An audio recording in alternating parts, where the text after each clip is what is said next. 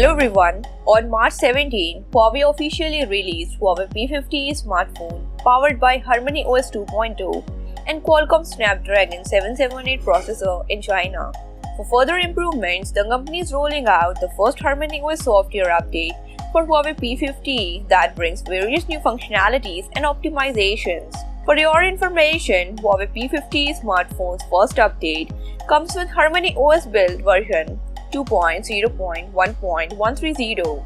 However, it arrives with a massive package size of 1.08 GB. In addition to this, the latest HarmonyOS update for P50 includes two packages. Among them, the first package adds steamer shuttle mode to the camera to capture the trajectory of light and take photos with the special light as well as shadow effect, while the second update contains optimizations for system stability for better and smoother performance. The corresponding device owners can get the latest update by visiting the software section in the setting. That's it for now.